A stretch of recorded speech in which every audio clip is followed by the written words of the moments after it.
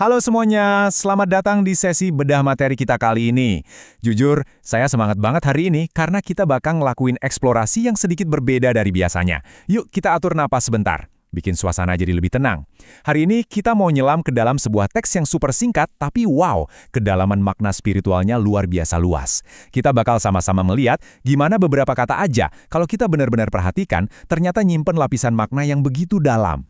Pernah nggak sih Anda lagi diam, terus tiba-tiba kepikiran, jangan-jangan ada semacam kode rahasia yang tersembunyi di dalam diri kita?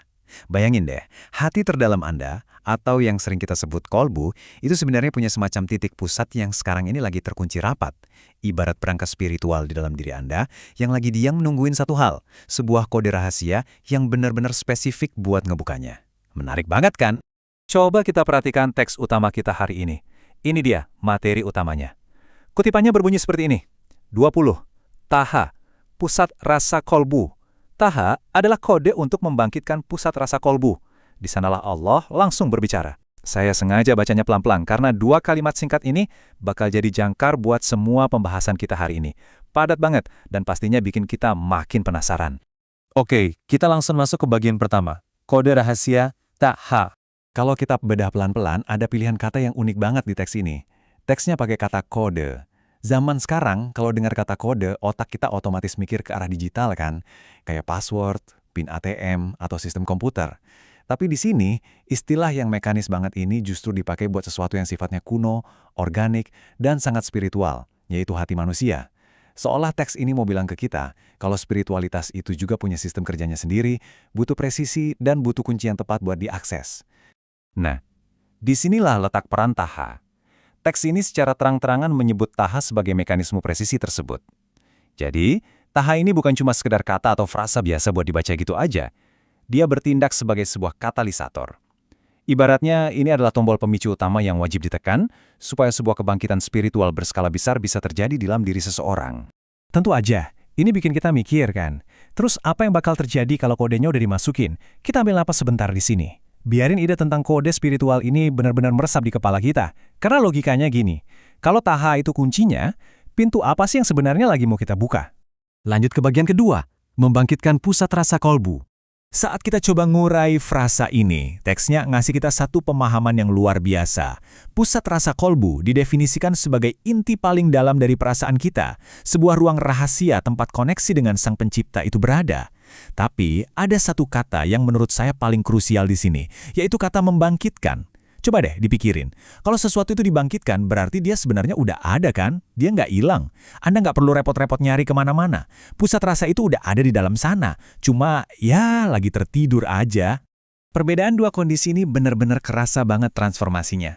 Di satu sisi kita punya kondisi tertidur, kolbu yang lagi lelap, terkunci, belum aktif. Miriplah sama smartphone yang layarnya mati. Ada di situ tapi nggak bisa dipakai nerima sinyal. Terus di sisi lain ada kondisi bangkit. Kondisi di mana kodenya udah masuk, kolbunya aktif dan jadi sangat reseptif. Ini bukan cuma sekedar perubahan mood atau emosi sesaat ya. Ini adalah pergeseran nyata dalam realitas spiritual seseorang. Jadi, masuk ke pertanyaan terpentingnya. Apa sih tujuan akhir dari kolbu yang udah bangkit ini? Buat apa semua persiapan ini? Kodenya, proses aktivasinya, pasti ada satu titik puncaknya dong. Mari kita lihat hasil pamungkas dari pintu hati yang akhirnya terbuka ini. Ini membawa kita ke bagian ketiga, saat Sang Pencipta berbicara. Kita balik lagi ke kalimat terakhir dari teks sumber kita tadi. Teksnya bilang gini dengan sangat gamblang, di sanalah Allah langsung berbicara. Wow, biarin kalimat itu bergema sebentar di pikiran Anda. Setelah kolbu berhasil dibangkitkan, hasilnya ternyata bukan cuma perasaan damai atau tenang semata. Hasil akhirnya adalah sebuah komunikasi. Komunikasi ilahi yang terjadi tepat di pusat rasa yang baru aja kita nyalakan tadi. Kalau kita perhatikan, teks ini tuh ngasih alur logika yang rapi banget. Lihat deh urutannya. Langkah pertama, kode rahasianya yaitu Taha diperkenalkan. Langkah kedua, berkat kode itu, pusat rasa kolbu kita bangun dari tidur panjangnya. Dan langkah ketiga, puncaknya, komunikasi langsung terjalin. Ada hubungan sebab akibat yang sangat jelas dan pasti di sini, asalkan kodenya dipakai. Saya mau kita benar-benar fokus ke satu kata ini, langsung. Teks ini nggak mungkin asal milih kata. Kata langsung ini tuh semacam penegasan mutlak bahwa kalau kolbu terdalam Anda udah bangkit, Anda udah nggak butuh pihak ketiga lagi.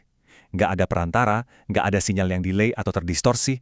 Ini murni tentang koneksi paling direct antara seorang manusia dengan penciptanya. Luar biasa kan? Maksud saya, bayangin aja, kita bisa dapat insight sedalam ini cuma dari 2 kalimat yang super pendek.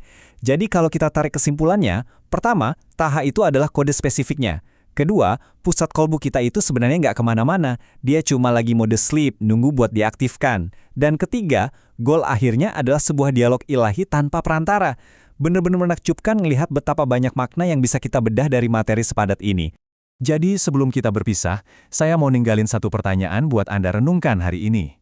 Berdasarkan semua yang udah kita obrolin tadi, coba tanya ke diri sendiri, apakah kolbu Anda sekarang ini masih tertidur pulas, diam nungguin kodenya dimasukin?